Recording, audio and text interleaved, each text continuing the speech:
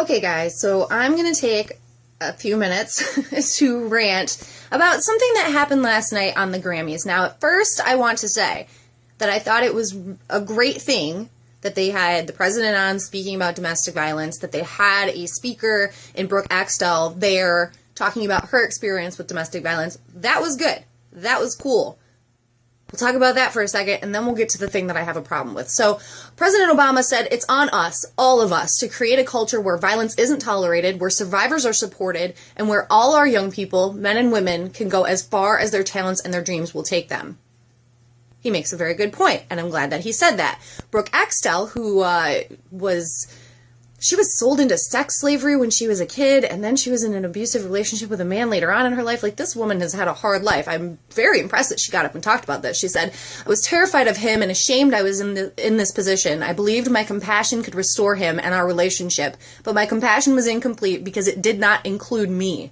Authentic love does not devalue another human being. Authentic love does not silence or shame or abuse." Which is very true. This is a great message from both the president and from Brooke Axtell, but it's kind of mixed messaging by the Grammys. This is where I have a problem. Why is it mixed messaging? Because last night's nominees included Chris Brown. Let's rewind like 6 years. In 2009, Chris Brown assaulted Rihanna, who was his girlfriend at the time, as they drove away from a Grammy party just before the awards ceremony. Now, both of them were supposed to perform that year. Both of them canceled, and Chris Brown was blacklisted from the ceremony, but people really didn't notice that, I don't think. And then he was invited back, not just to attend the awards, but to perform in 2012.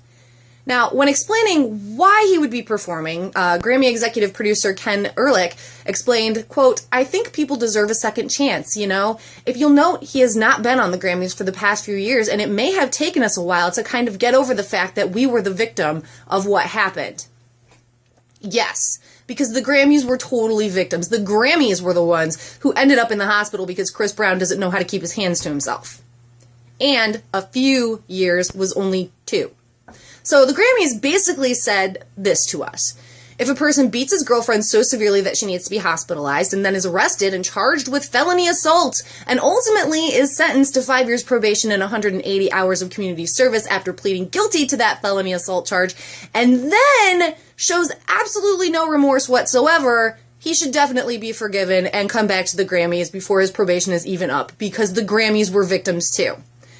If the Grammys are going to take the stance that music can and should be a force for social and political change in the world, they have to be a part of that change. They need to stop rewarding bad behavior. The president said it. He said, "It's on us.